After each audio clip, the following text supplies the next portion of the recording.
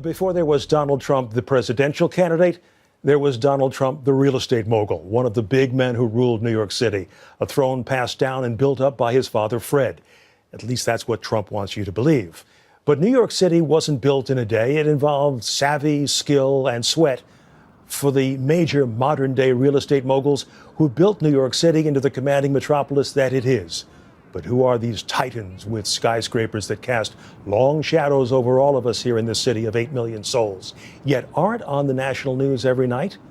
Here with a look is Amir Karangi, the founder and publisher of the real estate publication The Real Deal, and co-author of the new book, The Closing, Interviews with New York City's Titans of Real Estate. We welcome you to the program. These are people that have huge monuments to their existence all around us, but in many cases, we don't know who they are. The obvious exception being Mr. Trump. Sure. How typical is he of this breed of a person? Well, Donald is his own breed of a person. I mean, even amongst these titans of real estate and these really big personalities and big egos, he's really his own man. I mean, a lot of people don't realize, but he's been a part of American pop culture for 4 decades now. You know, for better or worse, he has been, and he's had a significant impact on the pop culture, certainly of New York, but really of the entire country. The man that we see campaigning for president, the man that you've known as the real estate mogul all these years, is he the same?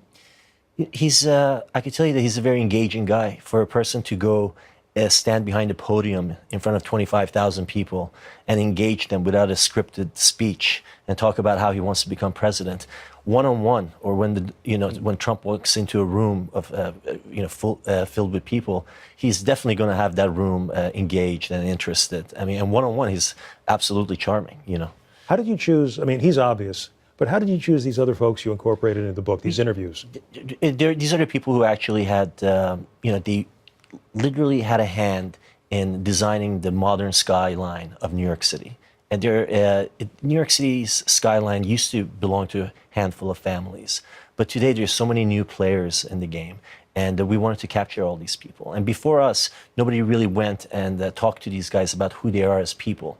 And that's what I was curious about. You know, it can't just all be about money for them. There's a backstory for every one of these buildings. Well, every one of these buildings has a backstory. Give us some of the names that just ring out, that were no-brainers to you. Well, Larry Silverstein, for one. I mean, he's responsible for the entire downtown development, without a doubt. Jonathan Tisch, Kevin Maloney, Zeal Feldman.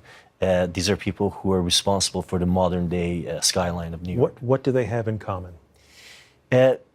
Funny enough, it took about 10 years to put these interviews together for this book. And I never really noticed any sort of a trend. But when we were editing the book and figuring out where to put the interviews and everything, the thing that came out was that there were several trends in there. One was that for some odd reason, a large number of them are from the Bronx. From the Bronx. I can't explain why. Number two was that you would think that a lot of these people were handed something, because there's significant players in the city, in the richest city in America for sure. And you would think that they had inherited something or something was handed to them. But most of the people in the book sort of, the self-made men. Bootstrapped it, from scratch, which is amazing. I mean, that's one of the things that makes the book very inspirational and aspirational. Well, I said self-made men, but there were women power players in this as well. Absolutely, yeah. And the other trend was that, for some reason they all went to University of Pennsylvania, or a good portion of them did. University of Pennsylvania, to the undergrad or Wharton School, or? That's when we asked them where you went to school, they would say, Wharton or UPenn for some reason. So they had a mind for business, and they derived something from it.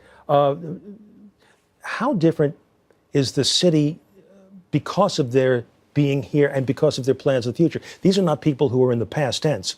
You put them in the book, but these are people who are still building. Sure, yeah. I mean, and they'll build as long as there's land or the city allows them to take down. In some cases, they don't need the land. They take buildings down and they reuse the land, right? Yeah, I remember this architect who said, I came to New York and I thought, Jesus, this is the worst place for an architect to be, because there's no place to build. I'm so stupid. Why did I come to New York? And then soon he realized that people were taking down 30, 50-story buildings to put up taller ones. And the city constantly keeps redefining itself.